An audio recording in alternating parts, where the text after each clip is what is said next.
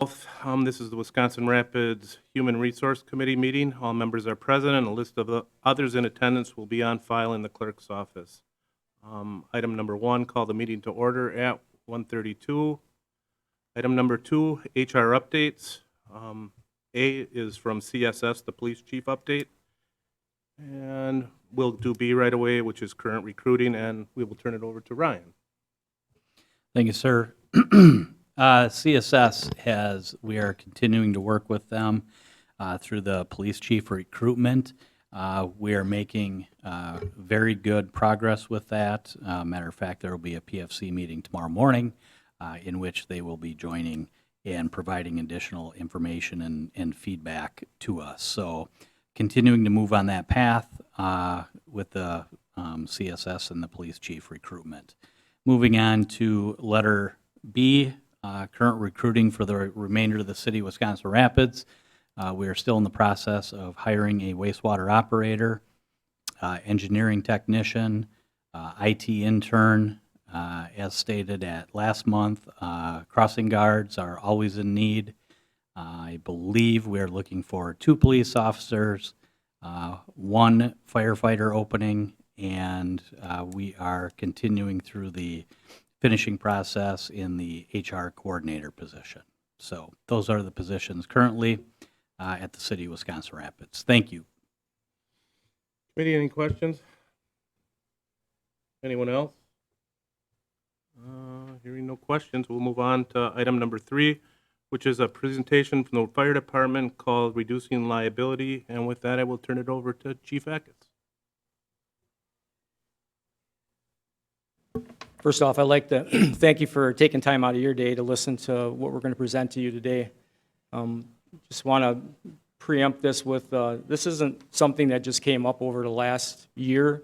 This is something that, we've identified years ago and done many things to try to work through this. What we're going to present to you today is what we believe is a large liability, not only for us as the fire department and you as the, the management of the city, but also for the citizens that we serve.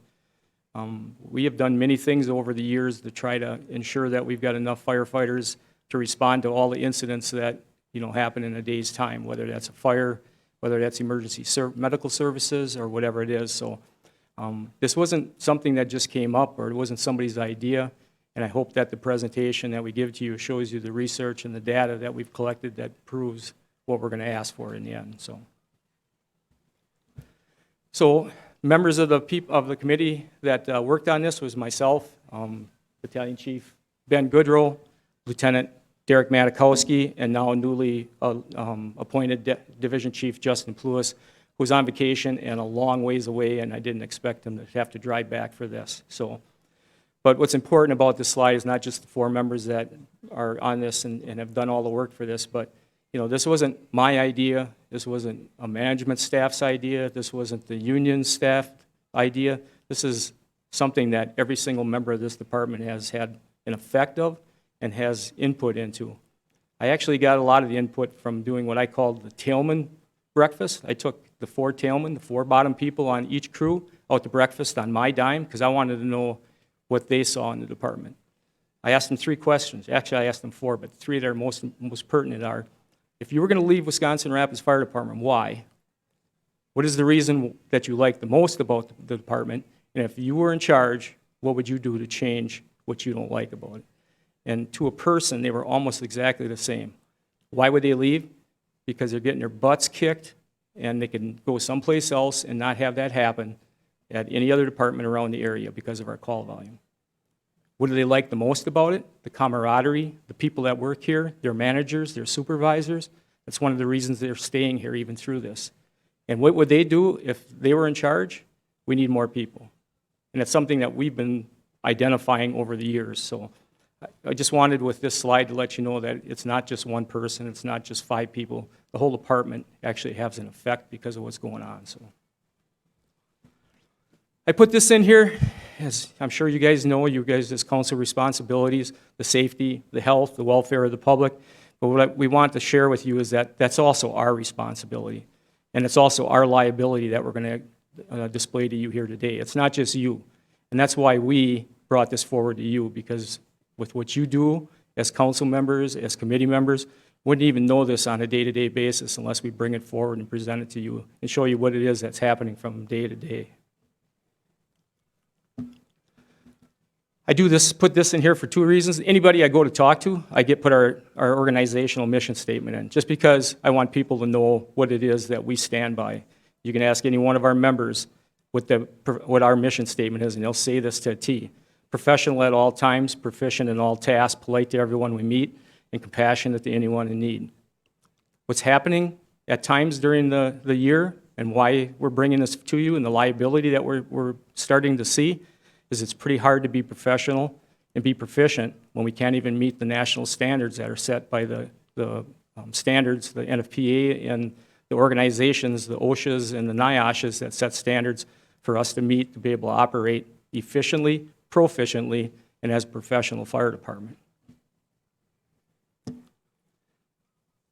I'm going to show you just our organizational chart. I just updated this. As Ryan said, we are still one person down.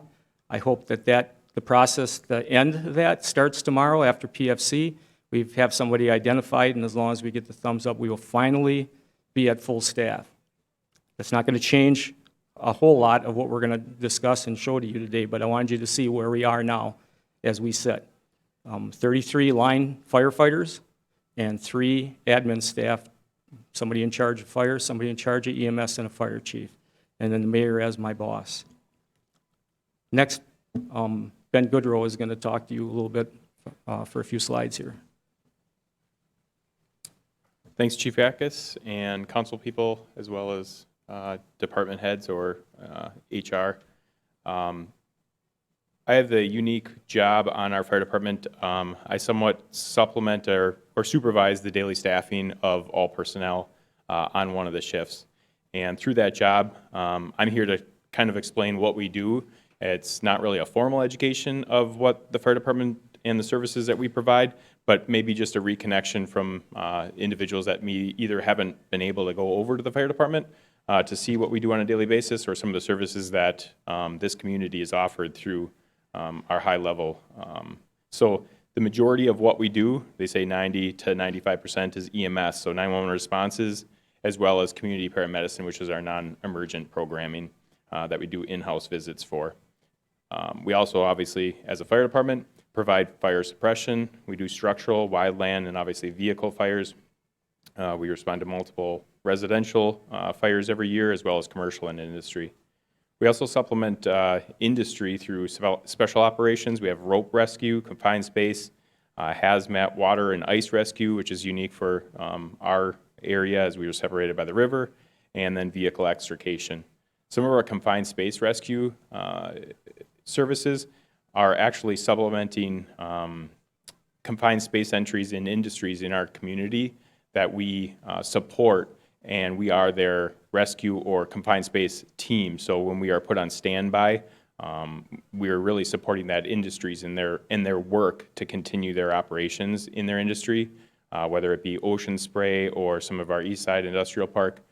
We are put on standby during those incidences, and then when we are tasked or over-resourced, committed, we call it, to other emergencies, we're able to call those facilities, and they actually have to shut down their business for a period of time if they are in a confined space. Fire prevention, we do a lot of fire prevention in the city. There's a little over 1,000 fire inspections that we conduct annually. We do plan reviews for new businesses as well as code enforcement, and then we have a juvenile fire setter program. And then we also do a lot of public education and outreach, community engagement through our recruiting. We have a bunch of school-age programmings, speaking engagements that happen throughout the city, as well as civic engagements as well. This is going to be a very busy chart, and it was hard to quantify really what took place here, but I'm going to slowly walk us all through this one. This is a call volume by year, and it's overlaid by our staffing. So let me break it down for you, and it's more of a better chart if you have a piece of paper and you put it on one side and walk through the graph. So this is really a picture of the last 2 decades for our department. The blue line indicates our call volume. So all the way back to 1991, we were a little over 1,000 calls per year. And the red line, as you'll see on the left, indicates our staffing level. That staffing level stays pretty stagnant or the same. It does have some alterations throughout the history of our department, but as you can see, the blue line indicates our call volume, and that continues to rise.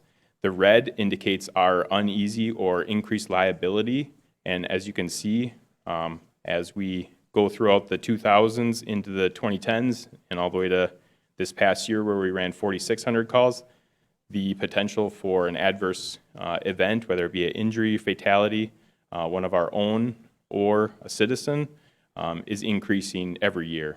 I did some projection and statistical modeling, and my statistical modeling indicated that we'd have a slight decrease this year from the 4,600, and we're actually 7% ahead of track, so we are on pace for a little over 4,700 calls.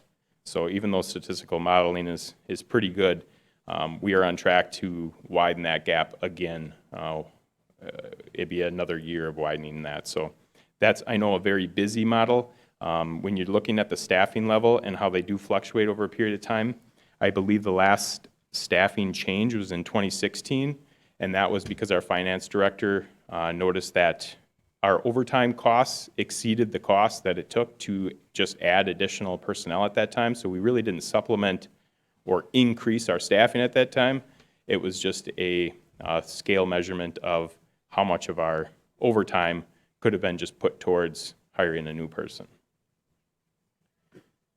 The last slide that I believe I have are some of the factors. So obviously the increased call volume, someone in your position could ask, what are some of the impacts or factors impacting the call volume and how it's exponentially rising?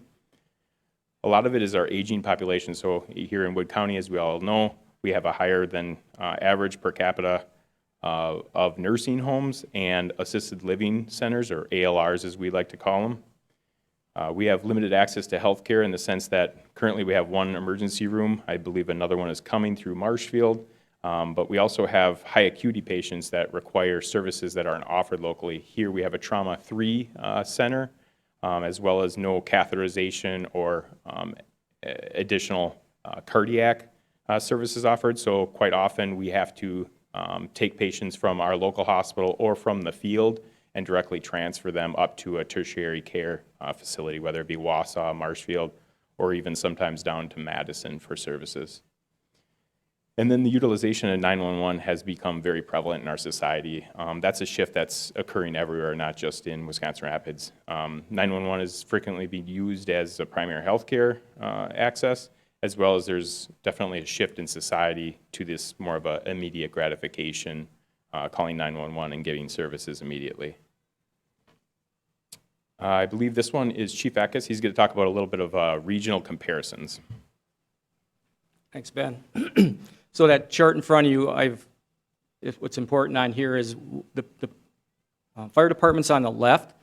Not all of those are comparables, but the ones that are comparables and have been used for monetary reasons or simply because of the size of call volume and the size of population are Stevens Point and Marshfield.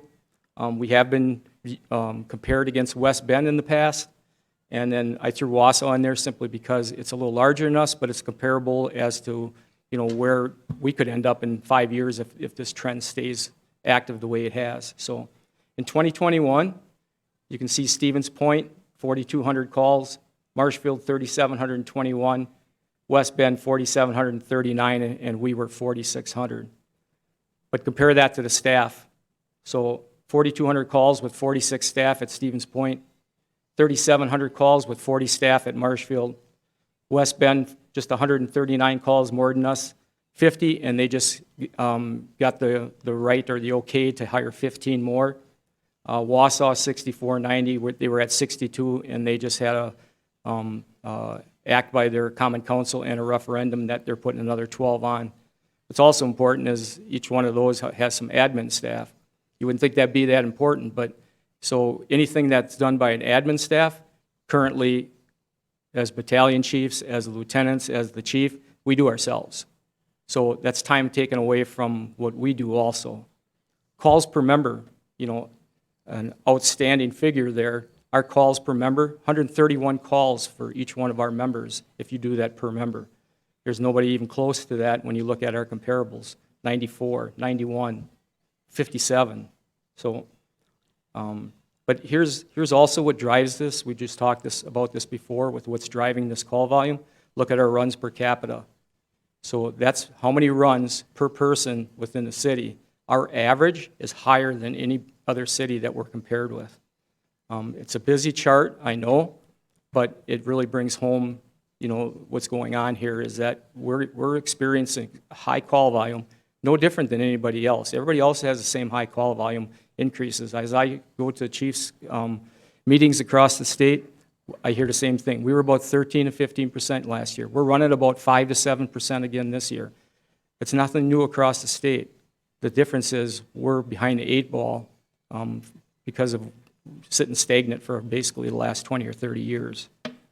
The next chart is just, if you're easy on visual acuity, is to see, a graph difference on the call volumes per member. So that was just in case you are easier looking at a graph than looking at, a chart like that. So,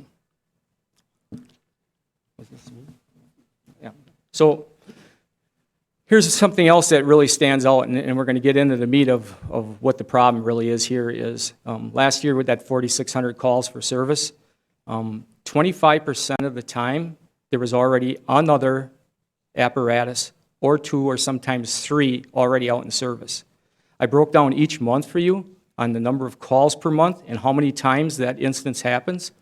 So basically 25% of the time when we get called out, we're already starting at a very low number of firefighters, sometimes not even that we can affect a fire attack. And that's happening 25% of the time, especially if we got 3 apparatus out. Even if we staff those 3 ambulances with 2 apiece, that leaves us on a daily shift of 3 people left at the station. And that is scary as a chief. That should be scary as, I would say, a common council member. If I was a citizen, I'd be scared about it because, again, that's happening 25% of the time on average last year, and that average is not changing at all this year. Ben already talked about our call volume is 7% higher to date through the June 30th as it was last year at the same time through June 30th. I'm actually going to ask Derek Matakowski to come up and talk about his last shift, where this happened twice during that same last shift. Thanks again for having us. This was on last Thursday. I was lieutenant at Station 2. We ran that day in a 24-hour shift, we ran 22 calls. And there were several times where it was 3 ambulances out at one time. When you're sitting at Station 2 by yourself trying to call members back, so call back to get to a minimum of 5 people at the station, to be sitting at a fire station by yourself is scary. I mean, because what are you gonna, if you get a call, you're gonna go, and if there's someone in there, you're probably gonna go in by yourself and do what you can. And like Chief Atka said, this happened over 25% times that day. It happened where we were all of us were out. Battalion Chief Mike Lasitza was left at Station 1, and I believe you got a hold of Ben to come in. So you're sitting with 2 people. I pay taxes in the city too, and when I have to call my wife and say, don't start the house on fire because we're all gone, it's scary. One thing we want to touch on is that we did take on the outlying areas with Nakusa ambulance service going away. But this picture here kind of shows hot spots. So we want to reiterate that most of our call volume increase we're seeing is in the city. We broke down, the calls there, the percentages. So you can see 91% of the call volume is still within the city limits.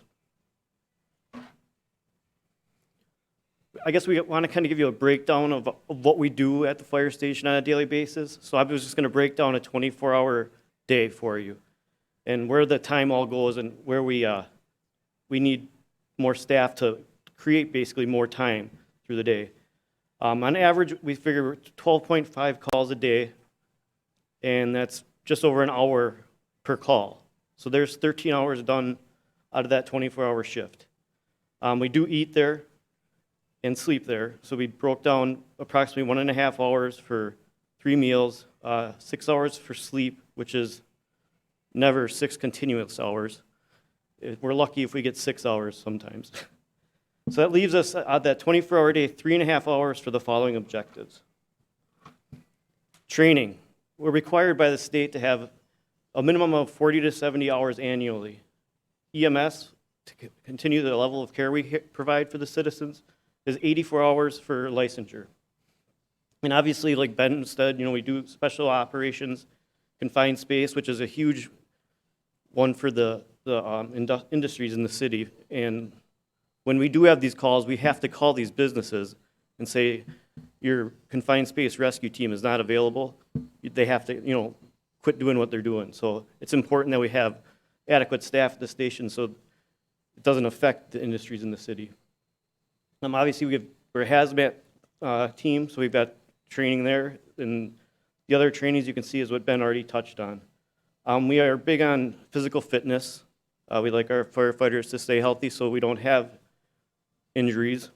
We do have, like Ben said, the 1,000 fire inspections per year, station maintenance, vehicle maintenance, the fire prevention that Ben touched on.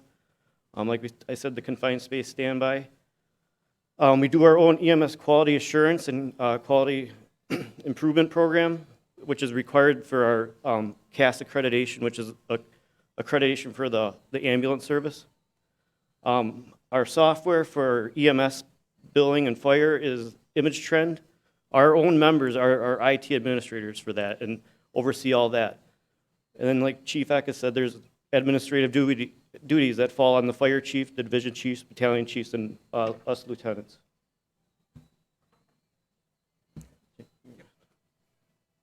So that, excuse me, so that second packet I handed you has got breakdowns of all these numbers and how we got to that. Those formulas are something that is used in the industry when we talk about adequate staffing and how many firefighters and such. So NFPA recommends that you have 1.81 firefighters in station per 1,000 residents. We currently are at 0.81. Unit hour utilization, although it's not a great tool to use for a fire department, it's a great tool to use for the staffing of an ambulance or how busy an ambulance is. 0.3 is kind of like the cutoff point. When you start hitting 0.3, your ambulance is way too busy. What happens at that point is you start putting calls in the queue, we call it. We don't have enough staff to be able to hit every single ambulance. We've had that happen 2 or 3 times this year, at the end of last year and the beginning of this year, where somebody will call and our battalion chiefs have to triage that call and do a risk assessment.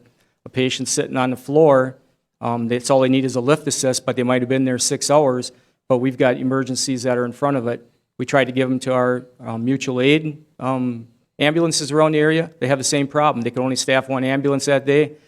They are busy. They can't take the call, so that person waits. We talk about that compassionate at the end of our mission statement. It's hard to say that we're compassionate when we got to leave somebody lay on the floor for 20 or 30 minutes because we don't got enough staffing to be able to send somebody out and pick them up.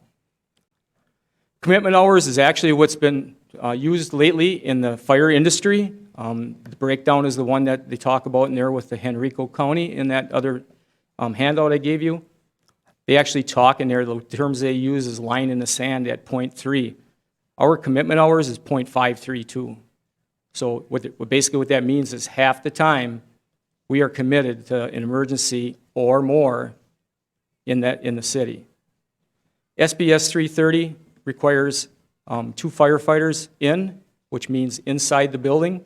If you have 2 firefighters in, you need to have 2 firefighters outside of that building, or we're not supposed to be entering those immediate dangerous to life and health occupancies or IDLH occupancies. When we're showing up at fires with 3 and 4 people, that is impossible because somebody has to run the pump and 2 firefighters out and 2 firefighters in.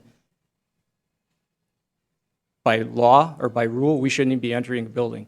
I could tell you there's not a firefighter, including myself, on this fire department. If we showed up and there was somebody in that building, wouldn't go in there by ourselves if we had to. But what we're doing is we're putting our members at risk and the public at risk by not having that 2 in, 2 out minimum and that officer who could also run the pump. That's why we call back or try to call back to 5, is that's the minimum for us to be able to make a grab on somebody inside a house that could be in there with fire going, or to effectively make a quick knockdown until we can get more personnel there. And I know what could be going through your mind about, what about your mutual aid partners? They have the same problems that, we were talking about with getting members. We're going to show you a couple of instances at the end of this presentation where our mutual aid members weren't even available and never showed up. So, and it's not their fault. They're great departments. They're great ambulance services. They cannot get people to join their service. It's just like we have a hard time getting career firefighters to join career fire departments. But it puts us in a bad perspective. So, the one that's not in here is NFPA 1710. There is a breakdown in your packet of NFPA 1710 and how many firefighters you should have on scene. They actually talk about a landmark study in there of 60 controlled fires that they did, testing two firefighter entry teams, 3 firefighter entry teams, 4 firefighter entry teams, and 5 firefighter entry teams.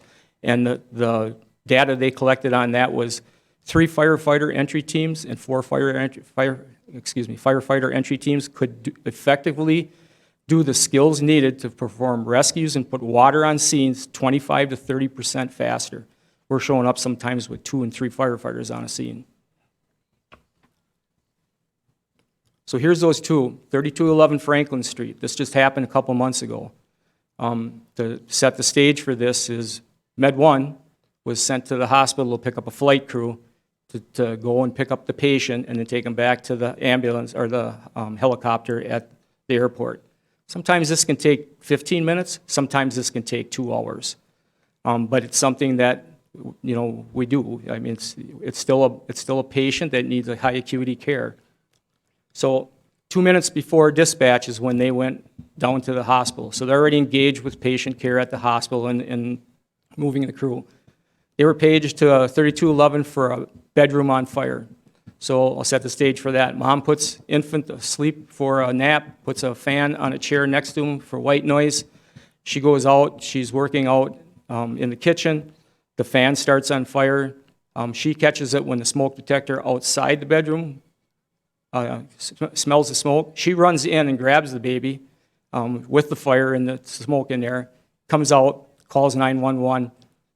We're 2 people down, so that means Station 1 is responding with 4 personnel. Station 2 is got to come from the farthest point to 3211 Franklin, so they're a ways out. They get on scene. The battalion chief's trying to call in off-duty personnel en route there with our IM responding, because when we ask dispatch to do it, they've actually told us it could be 15 minutes before we get it done, because they're taking care of not us, just us, but the whole county. So once they get there, it's Battalion Chief Kubis. This is if you look at that picture on the bottom there, this is that second story. So they got a hump hose from the truck up to that second story, and they got 2 firefighters. Well, if you ever drag the hose around corners, you need somebody at those corners to help move that hose. And that's what Battalion Chief Kubis has got to do while the MPO is hooking the hydrant and starting the pump himself. Well, they were far enough in, they didn't even hook their own hydrant because they wanted to make sure they went and had that knockdown. Engine 2 is going to give them a water supply. Joe is sitting at the door trying to call dispatch to tell him to move it to a working still, which is the next level of alarm, which would bring other personnel in. Because he went to TAC to be able to talk to his firefighters inside, because they're so short-staffed, he's trying to call to get that. Luckily, Deputy Chief Joling knew that what was going on and started en route and relayed the message on WRF to get that moved to a working still. When Joe gets on scene, the 2 patients are there, soot on their face, coughing, they got smoke inhalation. He asks for a United ambulance. United comes back, our dispatch comes back and says United can only staff 1 ambulance today. They are 15 to 20 minutes before they even get one back in service. Deputy Chief Joling got on scene and cared for those 2. As they were just getting to the room and going to make an attack, he noticed that the mutual aid partners hadn't answered up. They got hold of dispatch, put a second page. Our mutual aid never showed up on the scene. And again, it's not the department's problem. It's not their fault. Middle of the day, this is 11 o'clock in the afternoon, middle of the day, it's tough for volunteers because they're working. Sometimes they can't fill those trucks to give us mutual aid. So time to depression, time from suppression was very much delayed, as much as 5 to 6 minutes. A fire grows and doubles in size every minute.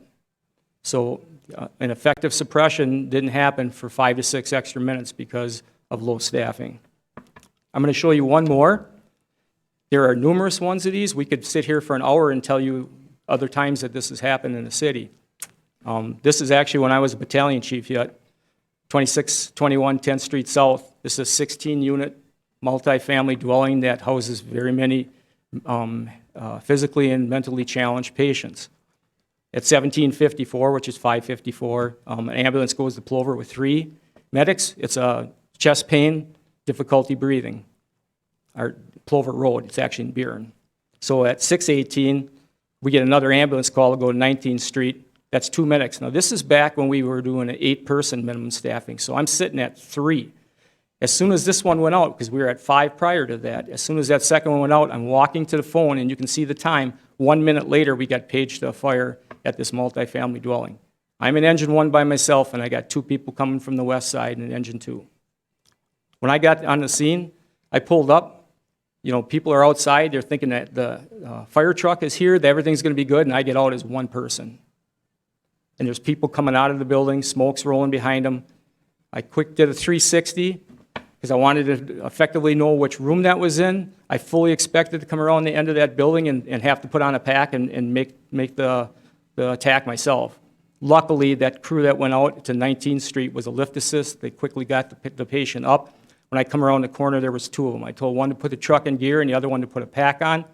As I was calling up a working still, luckily at that point, the 2 from the west side come over. We started that thing with 3 people and ended up with 5. 9 minutes before we even broke into that apartment that we could get enough people on scene to effectively suppress that fire. Now, we're not doing this to scare you or to threaten you. What we're doing is we're letting you know what's happening. I could name a dozen addresses that the same thing happened, and we started out below staffing, below that 5 because of the minimum staffing that we're seeing in our call volume. So we're going to bring a problem to you. We're going to bring a solution to you. We're asking for 6 additional firefighters to address that liability. In 2022, there's $560 million total funding for SAFER grants. That is for fire departments that need extra personnel and can't fund that themselves because of call volume and things like that. We fit that category perfectly. We're asking, you know, this year they figure there's 500 municipalities that are going to get that grant. I believe Wausau actually is in the process. I'm not sure if they got it or not, but they applied for it. Next year, the projection is that number is going to go up from 560 million, so there'll be more available. Now, we're fine with signing or applying for a SAFER grant at the first of the year and try to get 3 firefighters out of that. But we need 3 at the first of the year, or this problem is going to accentuate because our call volume is not going to go down from now until the end of the year. I'm sure you're thinking, how are we going to fund that? This year already, our overtime budget is gone. I believe it's like something like $109,000 we've already burned through. We've been tracking parallel to that. Days when a 12th person would not have counted or would not have cost us overtime, and that equates right now to just about $60,000. So every time we had to hire somebody back because we didn't have that 12th person, or call-ins because we didn't have that 12th person, or interfacility transfers that we could have filled with that 12th tier, equates to about $60,000 right now. Now, I know that I haven't had a chance to talk to Finance Director DeSorsi about this, but I know at one of Jake Cattenaw's last Common Council meetings, he referenced, he thanked myself and Finance Director DeSorsi for the contracts to the south and the increase in ambulance fees, and equated that to about a $340,000 increase to the city through those efforts. What I've been told is a firefighter is $100,000. There's $300,000 right there. The money that we would save from that 12th person that we're already paying on that overtime budget is going to equate to, I bet, $100,000 before the end of the year. There's money that's already been generated by the efforts of the members of this fire department and dedicated their lives and committed it to working in situations like we're discussing here and still doing the job and making sure people are safe. I guess I would ask that you consider that money to be allocated to 3 firefighters and start us on this path to get us back to where we should be and be equivalent to the comparables we have that we're compared to on a day-to-day basis. One other thing to think about about money is I know Medicare and Medicaid Act that was signed by Governor Evers goes into effect January 1.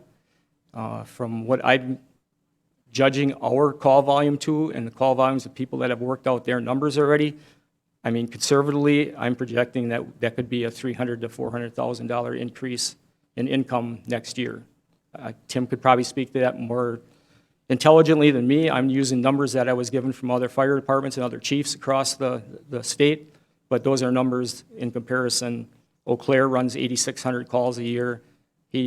Chief Chris over there told me that he expects over $1 million of extra income. If you take our 4,600, I'm using 300,000, I think is a safe bet that we're gonna generate off of that new bill. So that's all we have. That's the time that we wanted to take from you, but we wanted to present to you what we found, the liability we believe is there, and hopefully some thought processes on how we can rectify it. And we would take any questions that you would have at this time. Committee questions? Tom? I guess to start with, where do we go from here? Questions today, or talk this over later, or whatever? I see we have Tim in the back here. Not to put him on the spot, but I guess are we going to look at further discussion today on what's talking about? I think it's a very important issue that's been brought up, and I think the sooner the better that we address it is most important to the city, the entire city of Wisconsin Rapids, so we can come to a resolution on how to resolve this. And it's been pointed out of things that we can do, of where there is some money to apply for grants and that. So I would hate to put this on the back burner and that, 2 months from now that haven't started discussion on it. And that, again, that already this week, Thursday, is a preliminary discussion of the committee of the whole on the budget, again. So I guess how do we want to proceed with this? Because I personally think it's too important of an issue that we push to the side. We keep coming to this, and I think it's very, very important. I think, Chief, I think one of the first statements you probably made is why people are leaving. I think if you could go back to that. But then again, why people are staying, would like to stay.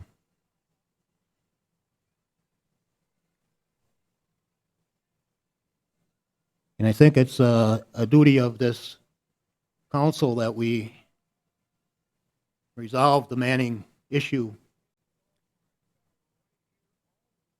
at the department, so that these people that serve this community so well, and every time that they're called, put their lives in harm's way of what they don't know there is when they're called.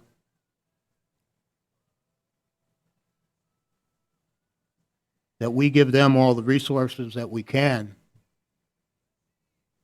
to help them to the best of our ability.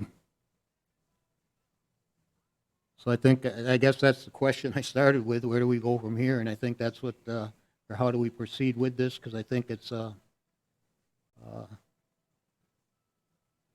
important that we, like I said, don't put this on the back burner or something like that, or that we're going to talk about it next month or something like that, or 2 months from now, because other things will be will probably take precedence over that. Where this could take, I think can take is worthy of discussion at the same time that we're talking about the rest of our budget too.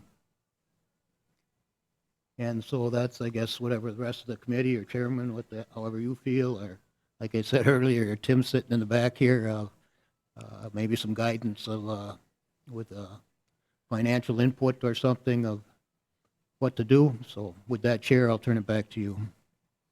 Thank you. Patrick? I've always had great respect for the fire department. Ever since I moved here, 30-some years ago, my parents ran a elder care facility, and we could call you guys, and you could literally be there in 90 seconds, which is really unfathomable that you could have such a quick response time.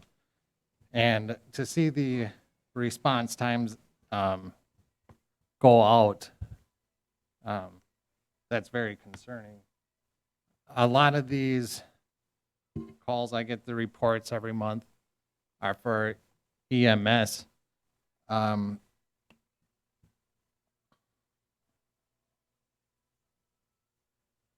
what I was wondering is if, okay, so most of Wisconsin's fire departments are volunteer fire departments. Has it been explored on getting additional help through recruitment of volunteers in the Wisconsin Rapids area so that you're not short-staffed, and anytime that you have multiple calls, you could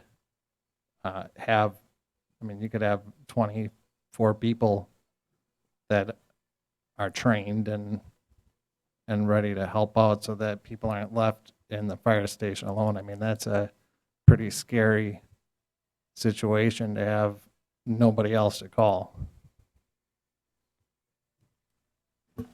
Well, currently, we do that. When we go on fires, we're calling mutual aid back to those. It's the EMS side that puts us in that predicament that we're sitting at the fire station with 2 and 3 people. So calling back a volunteer isn't going to help. I'm going to tell you point blank from a perspective as an instructor at Midstate, unless people are getting paid at their fire department, a lot of them aren't even coming to get trained as a volunteer. It's the time also. So when are those volunteers going to be available? They have to work for a living. So they're going to be working at times that we're going to want them. And a volunteer too is, I'm not bashing volunteers. That isn't what, I came from a volunteer setting. I did 20 years as a volunteer. I love them. But if they worked a 12-hour or 14-hour day, are they going to get out of bed because we call them after they did it? There's a good chance they're not. I guess if you want to take chances, and again, then we're back to taking chances on whether we're going to staff firehouses when we're in that need, or do we put career firefighters in there that are there, that when the call comes in, they're going. I'm not talking about taking chances. I'm talking about supplementing the need for additional bodies and help when you need it. That's my point, though, is that's what we're doing. When we have those calls that we need them, we're calling our mutual aid partners, and we're not even getting them at fires. We call mutual aid ambulances that can't staff an ambulance. This is a problem that's not just in the city. It's in each area, each township, each little village has the same problem. Not to step on your toes. Go ahead. No, I think you can take a look at what happened with Nakusa ambulance. You know, they were paid when they were there, but they weren't paid well. And their volunteer service, you know, it went away because they didn't have the staff. And I think that's a prime example of why it wouldn't work. Because we're having a hard time getting career firefighters, not just here, across the state. And it's a change in society where people don't want to do the volunteer aspect of it anymore. We're seeing it everywhere. I know that you spoke at Midstate, you know, you're having a hard time getting people to take the schooling for it. So just I like really look at what happened in Nakusa, because I think that kind of hits home here. So.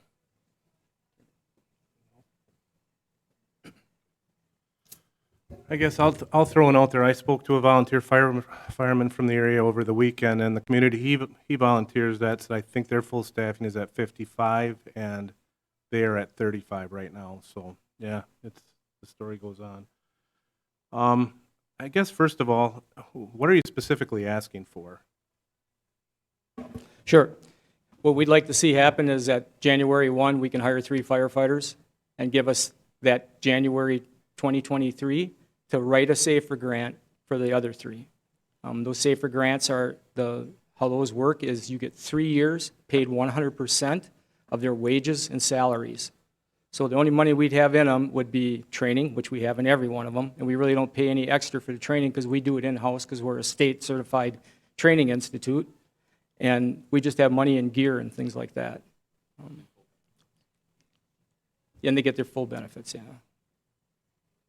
So what happens after these 3 years?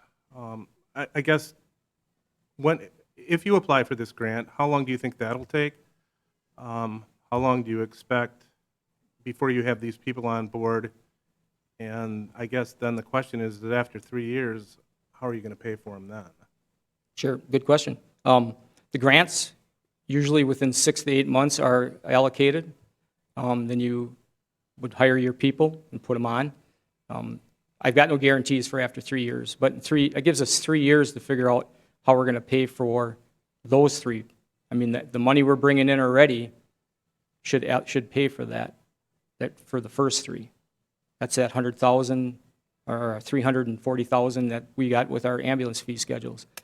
Over the years, ambulance fee schedules go up. We have those outlying areas, those contracts are going to come due again. There's money there. I'm hoping, and this is a hope, but just talking again with other chiefs across the area, I'm hoping to see an increase with LifeQuest as our billing agent compared to AMB. I guess the point I'm making is we're generating money as the fire department, and there is a revenue there now.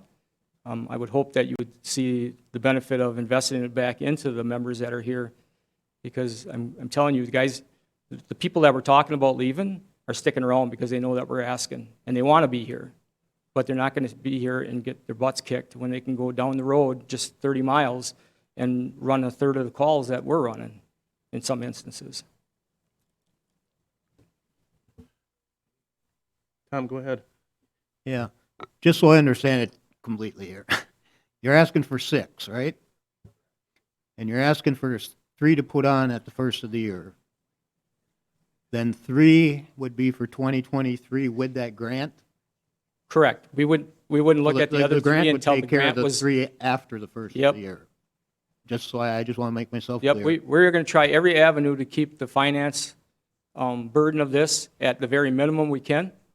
I mean, at that avenue, if the SAFER grant didn't happen, it could go to a referendum vote. I mean, there's a lot of avenues that are there, but we're going to try to keep this as the lowest financial burden we can while still bringing us up to a level we should be at. What, I guess on our recruitment list, and we got Ryan here yet too, what do we have on there for candidates? We don't really have a list, do we? That's not true. We just signed Okay. on this year with Fox Valley, and Mayor's secretary is going through those right now. We actually had 42 applicants on our list from Fox Valley. Now, all of those probably are not qualified at this time, but a lot of those students put their names on because they want you to know that they're interested. But what could be is about the time that the SAFER grant would come rolling around, these students would have all our minimum qualifications. So this actually has a good playbook coming ahead of us if we can follow this, because if we get the SAFER grant about June or July next year, that's about when all these students are graduating that would on that list right now that probably have everything but this last year. That's from Maybe the they need their Fox paramedic, or maybe they're just finishing up their fire. But by May next year, they would be eligible probably to go to work for a fire department like us. That's with Fox Valley, you said? Yes. Thank you. Tim, I keep coming back to you. Would you like to come forward? And maybe you have to look into this more before you can answer, but what would we for us to look at that's route of the 3 at the first of the year. I guess, can you go through, and not today maybe, because you don't have the papers or whatever in front of you, but could you get the research on what there is for Sure, I mean, money on what, how we could, what there is to fund this? sure, obviously we can, if it being the request is the first year, it would kind of align with the 2023 budget process, and basically we look at it as I would, if this is something that the council was interested in, putting into the 2023 budget, I would look at, kind of what are the funding options for those specific 3 positions outside the budget. And a lot of that would be is, looking at the projected ambulance revenue. I do that every year as part of the budget process, is project out that revenue. And, especially now with having the Medicare reimbursement rate that went up the first year, was at a 40%, I think, 20? Sorry, 40, yep, 40% increase. We have obviously the increase in our ambulance fees, although, you have to look at, a lot of that with the Medicare and being, about 2/3 of our runs are about Medicare. 84%. So, right. So, even though you increase your ambulance fees with Medicare write-offs and adjustments, you don't collect that whole thing. But obviously, with the 40% increase at the first of the year, that helps that. And then we switched providers. April 15th, I do believe, was the crossover date. So, now that we're getting in, we're about 6 months in. Maybe 7 months. Because really, it's looking at your collectibles. It's not what you bill; it's what you really collect. With all the adjustments and insurance adjustments. And so I'll take all that information, project out, and see what that increase in that revenue is as a funding option. Obviously, there's going to be some overtime cost savings with the addition of the 6 personnel. So, that's another funding mechanism that'll go into that calculation. And then if there's any, funding deficit at that point, and then we have to look at, whether it's, the tax levy or other reductions in the budget to cover that. So that'd be all part of that analysis as part of the 2023 budget process. And then obviously, when is the SAFER grant application deadline? I think this year it was February? Yeah, it opens up like right after the first of the year, and then it usually closes by like mid-February. So then that's something that, just with all our grants, bring to finance, I think the more that we apply, the more time we put into writing that application, get that in, and then at that time, if we're awarded the grant, the decision could be made whether to accept it or not. Yeah. I'm guessing if we apply for it, that we would assume that 3-year, grant, and then obviously then there's a decision to be made, obviously after that 3rd year as far as how's that going to be funded. But that affords you 3 years to kind of look at where your ambulance revenue is going and things like that. And, obviously with anything, it's, you have to look at your metrics and what is that metric that says what this is the staffing level, so that in the future, you look at that as, opportunities arise. The grant is funded for 3 years then, right? Okay. That's correct. 3 years at 100%. 100%, okay. Which is And- different. For other years, they used to go like 3 and 4 years, but it was, the first year was 100, the second year was 75, the third year was 50, the fourth year was 25. They changed that now. You get all 3 years. So, the other benefit of that is it's kind of like dating your girlfriend before you married her. You got 3 years to see if it works out. We've got 3 years to see, does our call volume continue to increase? Or maybe something happens in the area and the call volume decreases. And at the end of that 3 years, if that's what's happening, you still have things like attrition to just, leave those people work there, and people that retire, you don't fill them in. But I really do not think that projection is going to happen, but, that's an avenue that's like an extra perk or whatever that, could be thought about when we're considering a SAFER grant. The other thing is we've got probably one of the best grant writers that helped us with our AFG grant this year, former Chief Mitch Waite. He actually was a grant reviewer, so he knows how they need to be made. I'm sure he would help us write that SAFER grant to ensure that, we get a positive outcome out of that. Well, I appreciate this coming before us the middle part of July and hearing what it all is. Request for for 6 and with the grant, and that early next year would be when the grant opens up for a month or so, that we have plenty of time to whoever's going to be putting it together, that start putting their eggs in the right basket of what to apply for, how to do it. Hopefully that we could come out, if we decide to go that route. I'm just speaking for myself. If that's the route we go, and obviously that, I think part of that intention would be that if that's the route we're going, that would, to me, be a commitment that you're gonna, the commitment would be that you're also gonna stay with that after the 3 years. But as you said, Chief, if things change and we look at that, then obviously, there's, as people retire or whatever, that could take care of the employment that we have. I mean, if there has to be a reduction. Listening to what's been said over, the last years and months, the calls going up and that, it's hard to believe that they'd go down. But it's, that, just so everybody is aware that I think when you apply for the grant, that I think, to be honest with everybody, it should be a commitment that you're looking at the long term, and that's the 3 years, but it's also what's after that. So to be committed to how you're going to, that after, the end of that, you're going to have to look at funding it then too. So thank you. Okay, I've got probably a really dumb question, but so is there anything in the grant that, so we're adding 6 that you get 3, or why aren't we getting the grant for all 6 of them? No, that's a good question.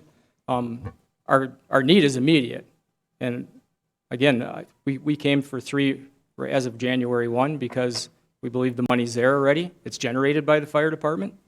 Tim can verify that when he starts looking at everything that's going on. We could get 6, but then we're waiting another probably half a year to 3/4 a year before we try to justify or rectify this problem. We could use the 3 right now, but I know that that's not going to happen. Quite honestly, if you look at that NFPA 1710, we're way short of that even. So the immediate need is now. I mean, if you look at any safety component, there's 2 things that they always, I'm sorry, I'm bleeding here, so. There's 2 things that they always tell you. You can, if you count near misses and near fatalities and near injuries, eventually it's going to become a fatality, it's going to become an injury. And if it's predictable, it's preventable. We can predict this. We can predict that every time in a year's time, there's going to be at least 25% of the time, we could be sitting at a low staffing, and it's up to us to prevent that. And the sooner the better. And that's why we asked for 3 right away. Had we thought there was no money that was generated out of those, what we did last year to the south and the ambulance fees, we'd probably come after you for 6 from the SAFER grant, or we'd say, can we put 3 to a referendum then? There's an importance to getting 3 of these fast. There's $60,000 through June that we spent in overtime for that 12th person. I'm sure we could have missed some, but right now we're getting into our very high vacation times. That number's going to go up. This last month was $27,000 that we could have saved just from a 12th person on in that 1 month. So there's a financial component of this that the sooner the better, but what's more important to me is the safety and the liability that lies out there. I got a hard time looking at these guys in the face in the morning when I come in and knowing that someday, somewhere in the next 4 or 5 shifts, they're going to be in that position, that they got to make a decision on, do we send 2 people in without 2 people outside here yet and break those OSHA rules? And you can say what you want about standards, about the NFPA standards. Some people say, well, you don't really have to abide by them. Well, I beg to differ, because you look at any NIOSH report, at any OSHA investigation, or if you get taken to court, whether it's the city or it's me as the fire chief or it's whoever, the first thing they pull up is the NFPA standard. And why did you not follow the NFPA standard? The NFPA standard says you need 2 in and 2 out. The OSHA says you need 2 in and 2 out. Why did you not wait until you had those 2? It's hard to say because there's somebody inside. It's easy to say that, but it's hard to really live that. So then these guys go and put a pack on and run in a building by themselves because they know there's somebody in there and put their lives at risk. I don't want that to happen any longer, and it's gotta. Maybe I'm selfish for that.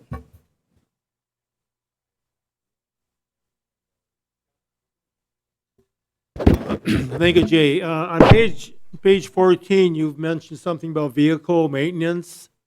But now, if you get your 3 or 6 people, now how long do you think that your current vehicles and ambulance and so forth won't have to be replaced or something? And you can't keep them forever, so I mean that'll be another big expense down the road. But have you figured how you would handle that? Actually, we've got a replacement schedule for our ambulances right now. Every 12 years, an ambulance gets changed out. So, for instance, we put one in service a year and a half ago. It'll be 12 years before that one gets replaced.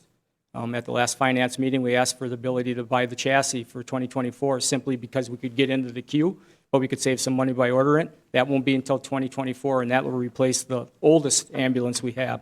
So that's already in place. Yeah, I was aware of that. What about your the fire trucks themselves? Sure. We were actually asked by the mayor to put together a projection of all our big-ticket items, which we did. I put together, between the staff and myself, put together a 20-year projection that was given to Tim. So that's actually already outlaid, and there's an estimate on there, and I believe, if you can ask Tim, but I think there's money goes into an account every year for a fire truck or for fire apparatus.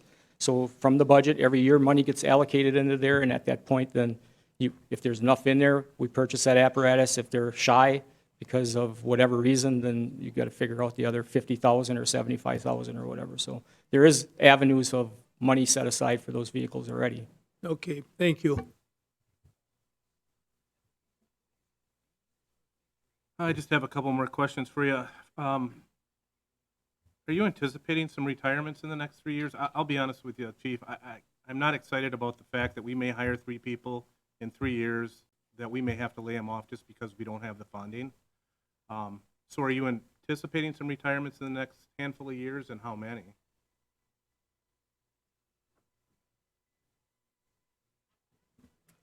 Actually, that's a good question. There's a whole group of us that are going to be leaving in like 5 years, probably 6 years, 7 years. So there would be that avenue if the call volume did decrease and there wasn't the revenue, through attrition.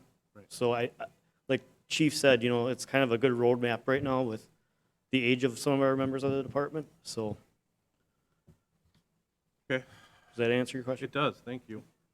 I guess the other question is, and I don't mean to put Tim on the spot without his laptop here, but so since we've started this with the surrounding communities, any idea what we've generated up to this point this year?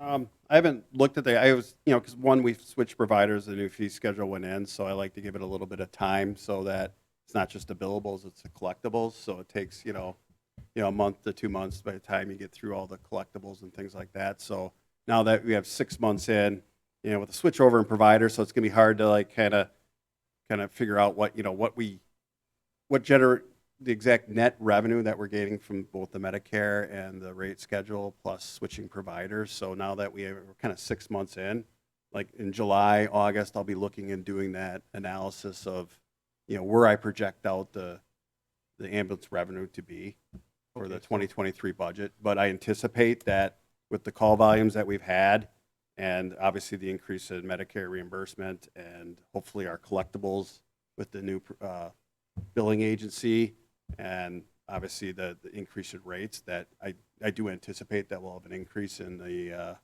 ambulance revenue. Does anybody have anything else? Just quick, Jay, if I could. And to do this and to go in to look at 6 again, and I just say that, reiterate, You know, if we apply for that grant, if we get the grant, we add for those 3, which makes 6, if we had the first 3, to make 6. I think we should be honest with everybody that the intent would be that the long term is looking how we can fund that after the 3 years. That we continue with that. If there would be if there's a reason not to, then during the course of that time, we can be looking at what avenue to go, but during the course of those 3 years, it's also to be looking at to make sure we can fund that to continue it. So, so I think it's personally, I think it's a worthwhile project to look at, to apply for the grant. I think it's worthwhile to look at, to see what we got for the money to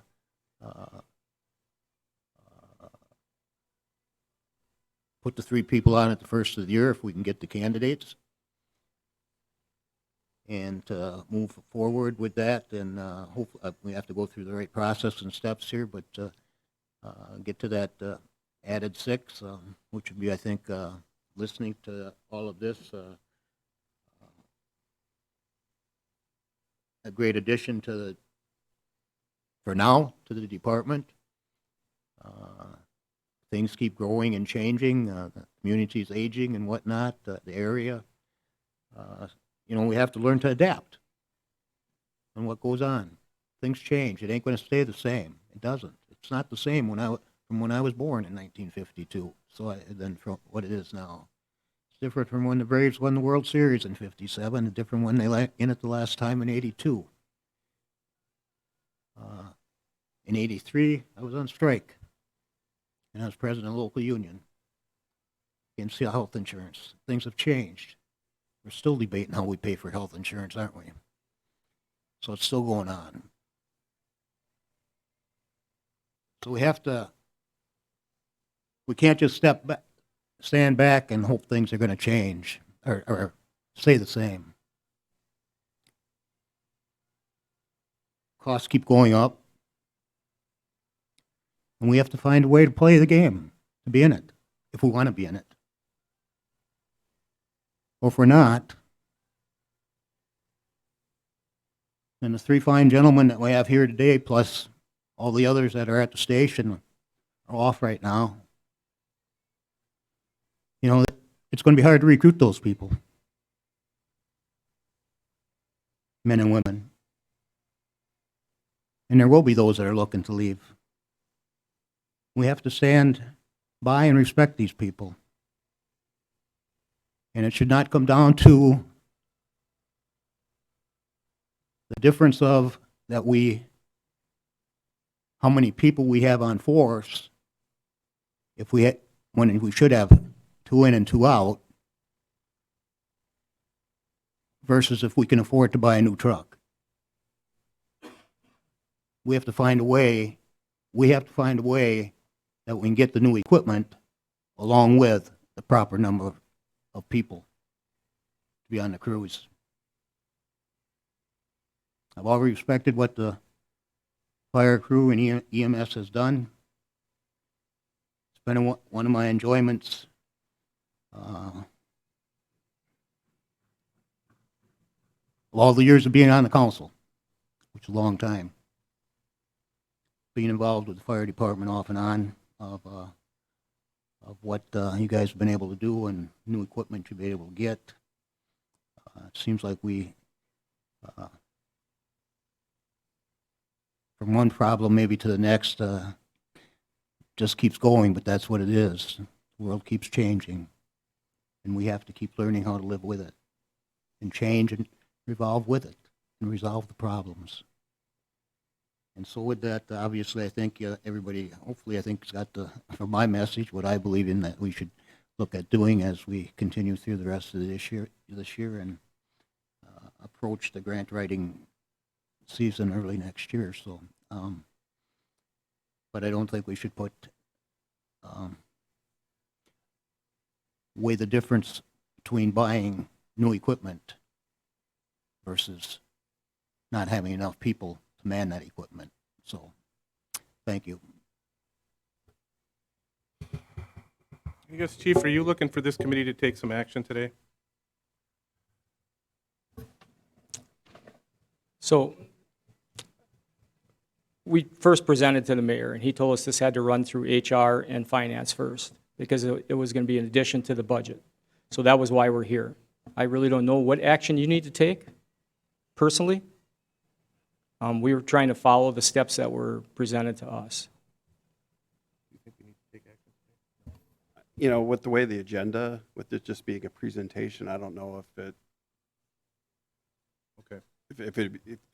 the way the agenda is written, I don't know if action can be taken because it wasn't, written that.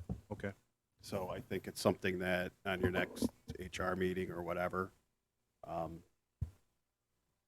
Okay. you put that specifically in there that, because we do have the policy for adding personnel that it comes to HR first before we start the budget process, so we know what, staffing is, additional staffing is being included in the budget. So, I mean, this is timing up right. It's like June, July, so, yeah. Okay. So that's where I would probably approach it, is put in a requisition request. And then on the next HR agenda, then it would be up for consideration for the three. And then the three, I don't, when's the Safer Grant process start or application open up? Right after the first year?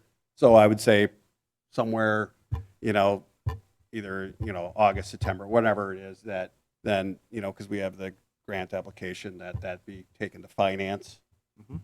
and then so they get approval to write the grant, and then that way, going into the year, that they're preparing for it, and so that we submit it early in the year. So then our path forward is the right of requisition for 3 firefighters, and that through that process.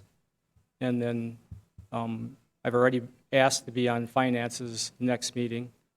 I don't know if they want the same presentation, and then, or if we need to present that to them, or just put the request in for writing the Safer Grant there.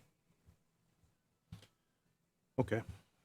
I think for today, then, we won't take any action. I support this, but this is going to come down to financing is what this is going to come down to, and I think it'll buy us a little bit of time to see what we've got coming in, and I'm not saying that we have till the end of the year, but I'm sure before we get to the budget, we'll have a better idea where we're at. Yeah, I mean, if the requisition for the 3 personnel is approved, obviously, and obviously the Safer Grant, I'll put together, analysis of showing, the costs over, the 3 to 5 year period, and then obviously, the funding and projecting out, the funding over 3 to 5. Obviously, the biggest projection will be for ambulance revenue for 2023, let alone, additional ambulance above the budget this year, but the one thing that we do with the EMS is that I account for it in a separate fund. So any additional ambulance revenue that we collect over and above what the operational expenses stay in that fund. And, that along with the amount that we put aside for ambulance replacement and ambulance equipment, it stays in that fund. So for sure, all those additional revenue surpluses or whatever always remain in that EMS fund and are dedicated to that. So, that revenue that's generated from EMS stays in that EMS fund. There's replacement money in that fund for the equipment as well? That's not separate? Yeah, we put the 58,000, I think we budget for the replacement of ambulance, and then the associated equipments, which would be defibrillators, Okay. ventilators, right? Power cots and stuff like that. That all gets funded out of that. And then money in like ambulance supplies and things like that. So Okay, I thought maybe you had an equipment fund that the ambulances, the trucks, all the equipment came out of, but if it's kept in the EMS fund, that's fine. Yeah, the EMS, but the fire equipment is in the Separate. general fund, Okay. Got in it. a vehicle replacement fund. But I'm just saying from an EMS standpoint, we account for that as a segregated fund. Okay. I got it.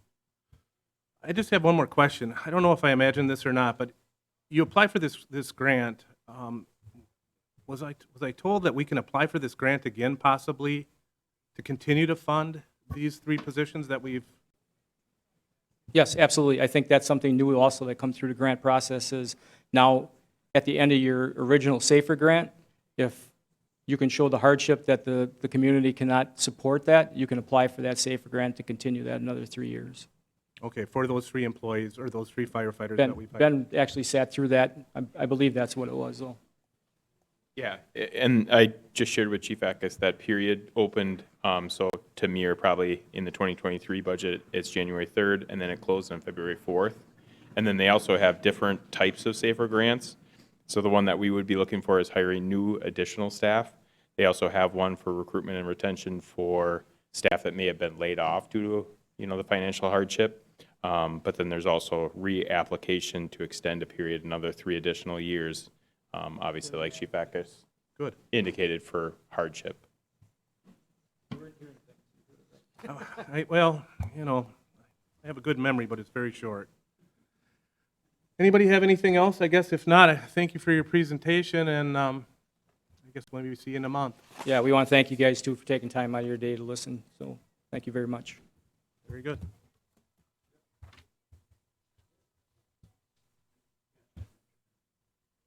Yep, I'm going to do that right now. Before we adjourn, do we want to schedule for next month right now?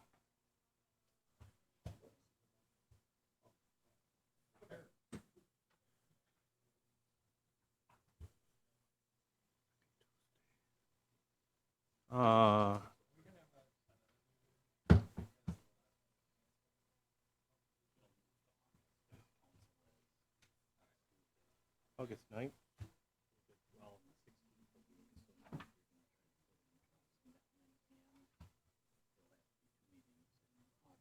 When do you expect Carlson Detman? We could try for August 4th.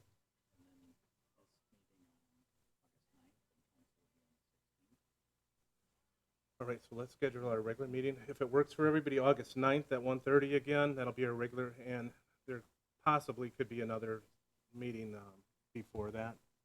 But for now, can we go with the 9th at 1:30? Yeah. Very good. If it works for everybody. You're still on. I'm not the chairman. I guess with that, I will entertain a motion to adjourn. Is there a second? There's a motion and a second to adjourn. All those in favor say aye. Aye. Meeting's adjourned.